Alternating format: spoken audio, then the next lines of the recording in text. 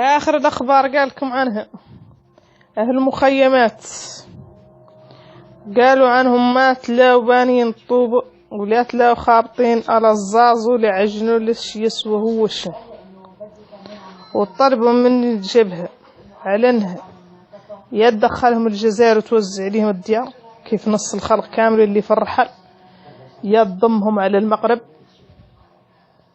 وتقبض الحكم الذاتي. الناس كاملة اللي زمتت في السحاب ولا قاع الأغلبية 90% من أهل المخيم قالوا إنهم ما تلاو راجعين للطوب وإنهم ما تلاو بانيين ما هو قواطين، وراهي ذي الأخبار بدت في المخيم واللي سمعها يبددها على غيره، ونحن بعد شاربين قطعا. احنا ما مارق فينا تم معدلة بين القضية محصورين على رق باش تم كان القضية تم خارقة والناس كلها قاعدة في دار وقافلها عليه، سياني الصداك اللي في المغرب وسياني ذاك اللي في الموريتان وسياني ذاك اللي في تندوف. احنا ذو اللي عليها الظهر الحمادة وقاعدين فيها مات مع ذي الناس اللي قررت هذا القرار، ولا تلينا قابلين اعلن تعدل بين القضية على حساب الواقج الثانيين ما مسؤولين عنها، وكلها قاعد في ماله وحاله، ونحن معدل بين القضية ناكل شيء من مواد مدعومين به من كل بلاد.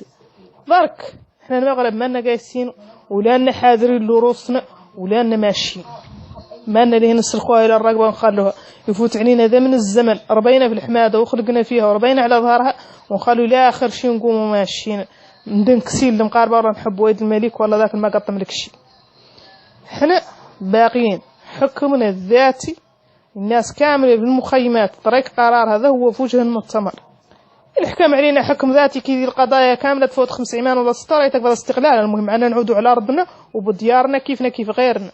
والله ملي ما لنا عاملين هوك ندخلوا ملي الجزائر ومزينك يا شي ما أكثر خيره يضمونا ملي عاملين له. المهم بعد ذيك الحمادة وذا الناس كاملة المخيمات وذا الناس كاملة دايرة فيد علنها رافضة علنها 3 تعدل بها قضية، وعلى الناس تعيش على حسابها كلها عايش حياته على حسابنا احنا هذاك ما هو مارق فينا. وذا المخيمات كاملة تبدد على بعضها وتوقف وقفة واحدة أراهم ما حاصل لهالشي يسوى هو شنو. لا ذوك اللي في تندوف معدلين بين القضية وذوك اللي في موريتان معدلينها بينا وذوك اللي في المنطقة قاعد مذالهم تراوهم. إذا عنكم أو عاولوا على التواعيين والله موتهم اللي وفنا وفهم في ذيك الحماية كيف ما مات نصكم والله قاعد أكثر من نص وردن فمات.